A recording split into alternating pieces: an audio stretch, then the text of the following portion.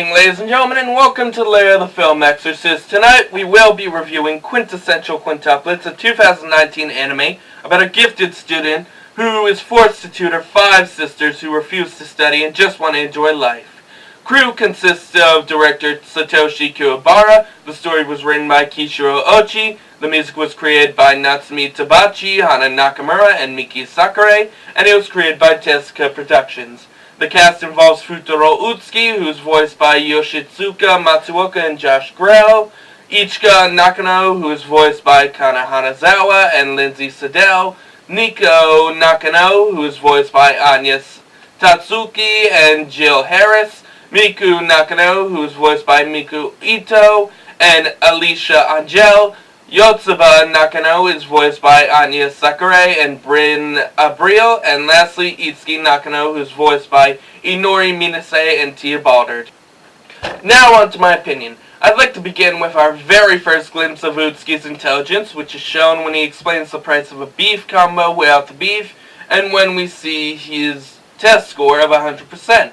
We also learn how much of a stuck-up jerk he can be when he's around other people. When we first meet Itsuki, who he gets in a fight with over a lunch table and ultimately regrets it after he learns that her and her sisters are his new students, and we learn that they're all totally hopeless when it comes to studying, which sets up the main story and got me even more interested than the cover art.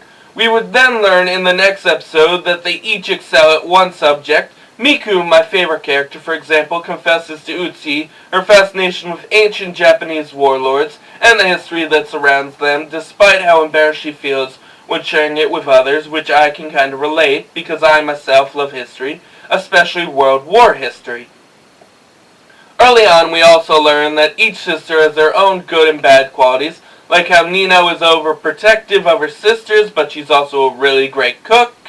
Yotsuba is an airhead who's also willing to help anyone, and she's amazing at sports. Ichika is a really great actress, but she can be very lazy. Miku is quiet and passive, but a terrible cook.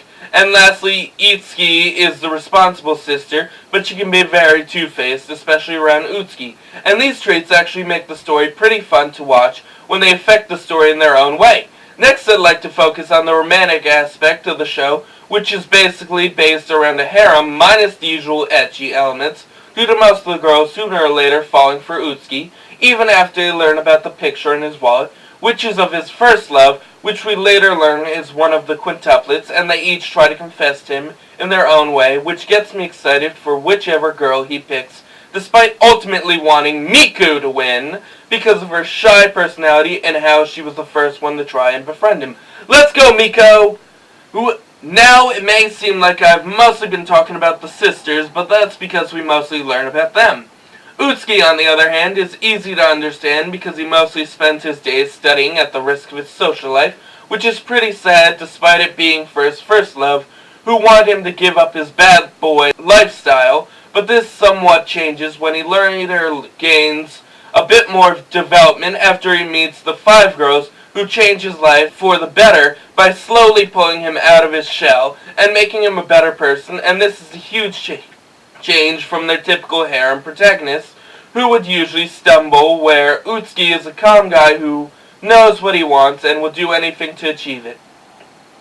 Let's now move on to my favorite episode, starting with the midterms episode, where we witness the true power of the twins as they use their looks to get past the guidance counselor, who is really funny, especially since he couldn't tell the difference in their hair.